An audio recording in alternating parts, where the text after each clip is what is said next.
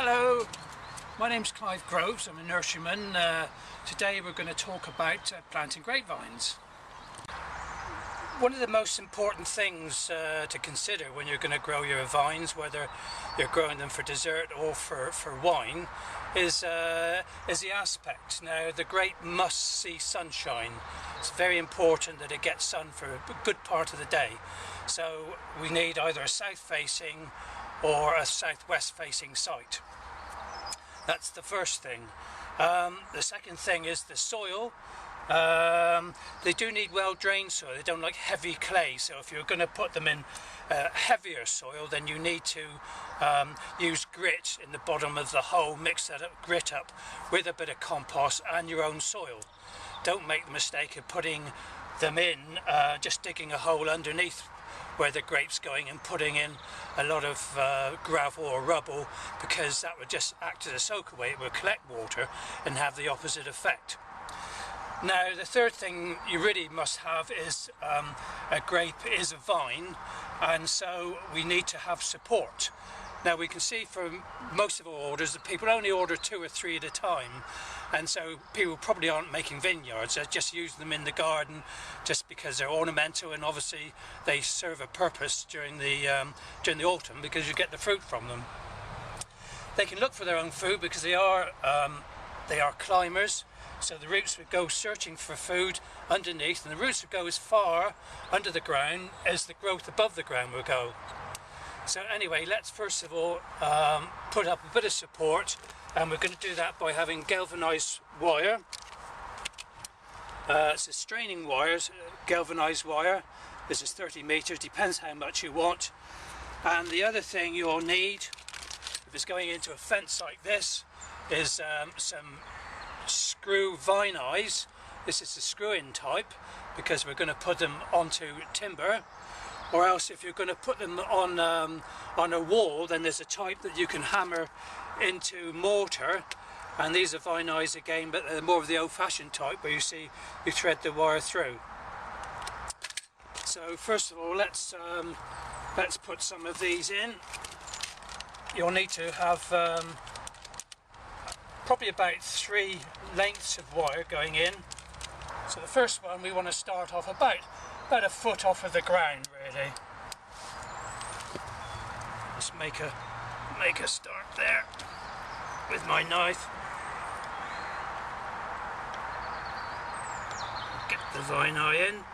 Now you see those are quite long because you don't want the vine to be right up against the fence.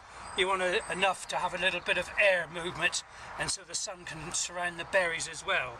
So we're purposely leaving about 3 inches off of the fence for that reason. The other reason is they will get mildew if the air is too still. So there's the first one. We just attach the wire around here.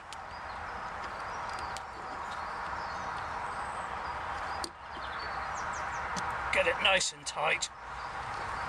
Then we'll stretch it off to another one that I'm going to make over the other side. Okay, so that's the wires in place.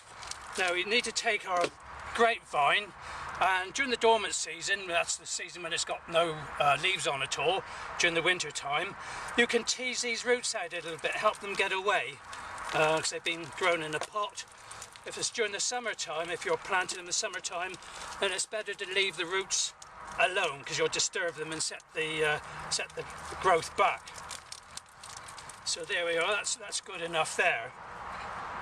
Now the other consideration really is whether you're going to grow them to make wine from, or whether you're going to eat them for the table, a dessert one.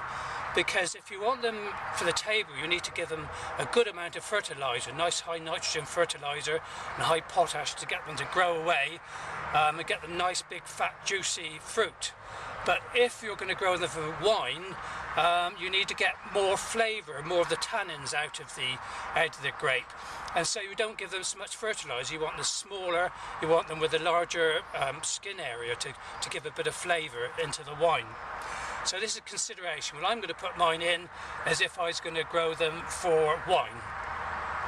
So I will put some fertilizer in, and I'll put some bone meal fertilizer in because Bone meal is a very slow release fertilizer.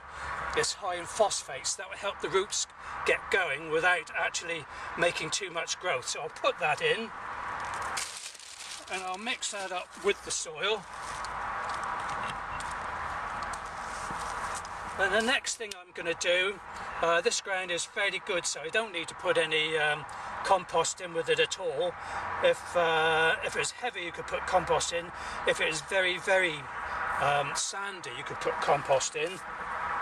So I put a bit of fertilizer in, that's all I'm going to put in there.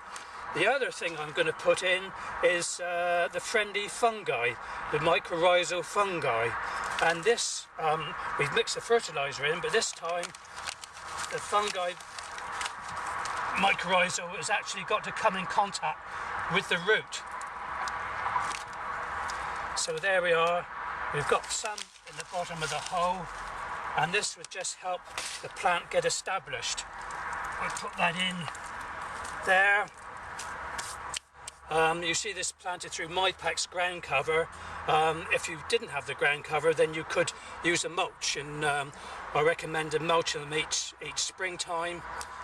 If you want them for dessert, then I recommend dried blood, water dried blood on in the springtime, each end of March, and that is high in nitrogen, and that will really make your vines take off. And we start to fill in.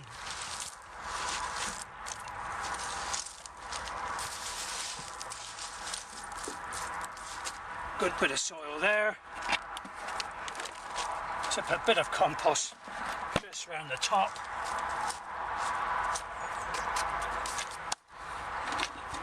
Water them in.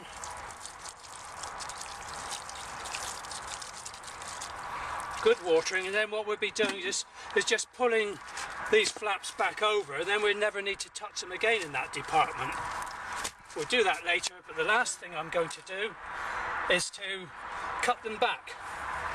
And you must cut them back. You might be frightened of doing it, but you need to cut them back to about 3 buds. 1, 2, 3. And if you cut them right down here, you're cutting them back to where the nice fat buds are, the strong growth that come from those. It's no good being frightened and cutting up here where the weak little buds are. 1, 2, 3. Cut them off there. Take that away.